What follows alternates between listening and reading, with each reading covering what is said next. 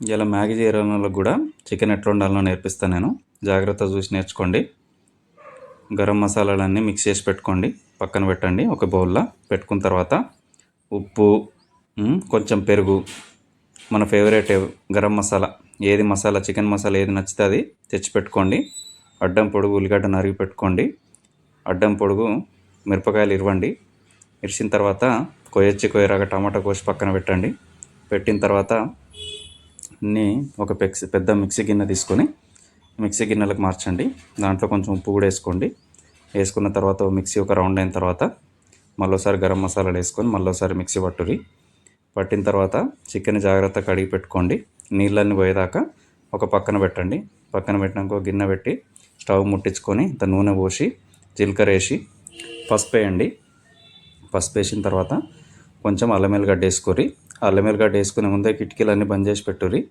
మళ్ళీ ఆడిలో వచ్చే చికెన్ ముక్కలు అడిగితే నీకు బొక్కలే మిగులుతాయి. సరేనా?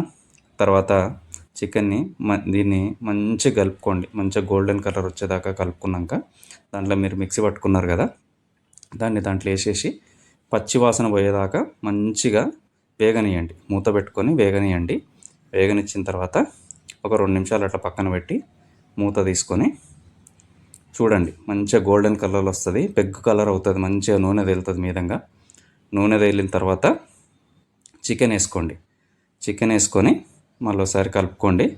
ఎవడన్నా చికెన్ వండరాదురా నీకంటే ఆ నోట్లో 2 ముక్కలు పెట్టి గుద్దురి, నాకు చికెన్ వండొస్తుందని ప్రౌడ్గా చెప్పండి. ఇప్పుడు ఇట్లా చికెన్ వేసుకున్న తర్వాత కలుపుకోండి.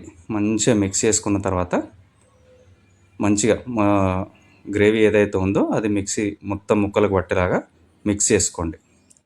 మిక్స్ చేసుకున్న తర్వాత పక్కన పెట్టుకోండి. ఒక 10 నిమిషాలు స్టవ్ మీద మంచిగా పెట్టిన తర్వాత చూడండి, ఉడుకుతుంది చికెన్, మంచి వాసన వస్తుంది. సో మళ్ళీసారి కలుపుకున్న తర్వాత మళ్ళీ మీరు ఏమైనా గరం మసాలా యాడ్ చేయాలనుకుంటే కొంచెం గరం మసాలా యాడ్ చేయండి.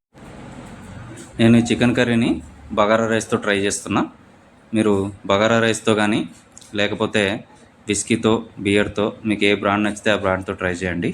Thank you.